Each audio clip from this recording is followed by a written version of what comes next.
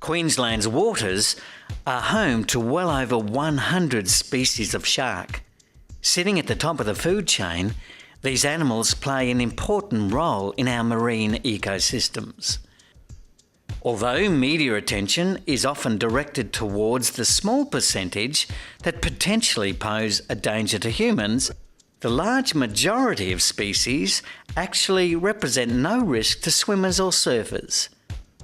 All sharks, however, can inflict nasty bites or injuries from their strong tails if mishandled.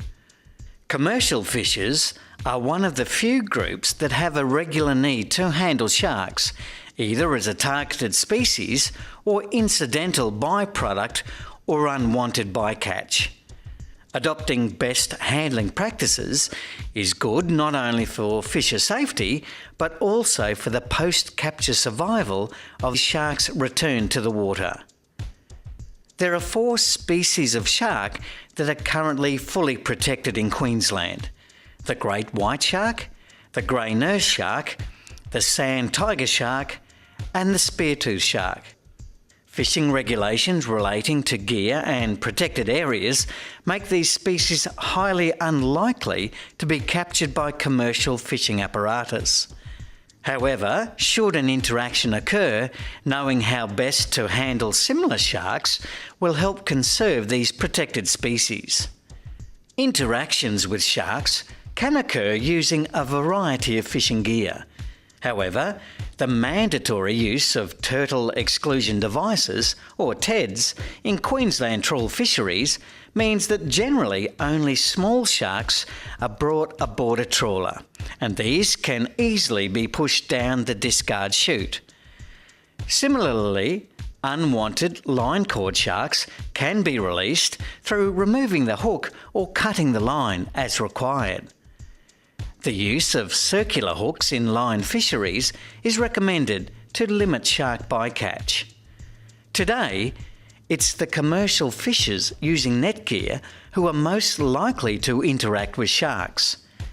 Recent restrictions on mesh size mean that the majority of sharks captured in nets now tend to be less than 1.5 metres in length. Due to their unusual shape, however, large hammerhead sharks are also vulnerable to netting. Any large shark that becomes entangled in fishing nets can pose a real danger to fishers and result in considerable fishing downtime while nets are repaired. Avoiding the capture of these unwanted animals makes both practical and financial sense. There are a couple of ways to reduce capture. By increasing the net tension of a gill net through adding more floats and weights to the lead line, larger sharks will tend to bounce off the net instead of becoming entangled.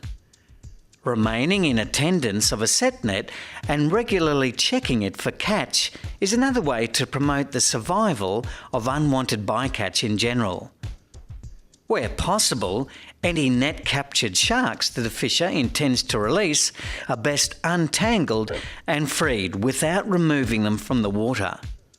The best way to do this is to bring the animal alongside the boat with its head facing the current.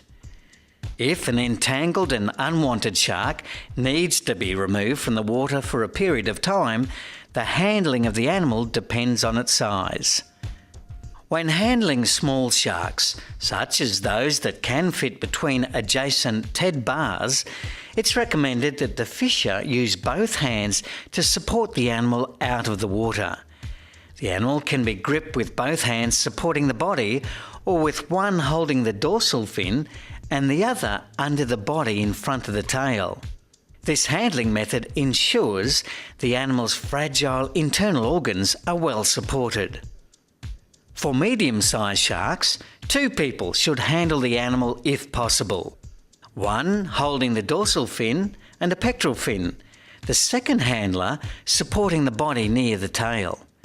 It may also be worthwhile placing a dead fish or other solid object between the shark's jaws to help prevent a shark bite. For obvious safety reasons, the mouth region of any size shark should be avoided. To increase the survival of a shark intended for release, The handler should ensure that no fingers are placed into the shark's gills. Live sharks should never be lifted by the tail or manoeuvred with a gaff. For a severely entangled shark, it may be necessary to cut a few meshes in the net using net scissors to free the animal. For all instances of severe entanglement, fishers are encouraged to keep the sharks moist using a wet towel placed over their eyes and out of the sun while they are being handled.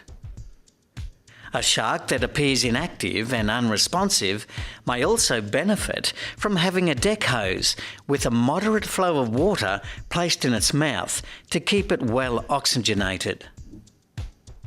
For similar recovery reasons, when releasing a shark back into the water, it may be necessary to face the shark into the current and to swim it for a few minutes. Because many shark species tend to be slow-growing, mature at a late age, and have relatively few young, these animals are the focus of growing conservation concerns, and their associated fisheries subject to scientific and public scrutiny. By adopting best handling and release practices, Queensland fishers can help promote sustainable fisheries in which shark interactions occur while also safeguarding their own personal well-being.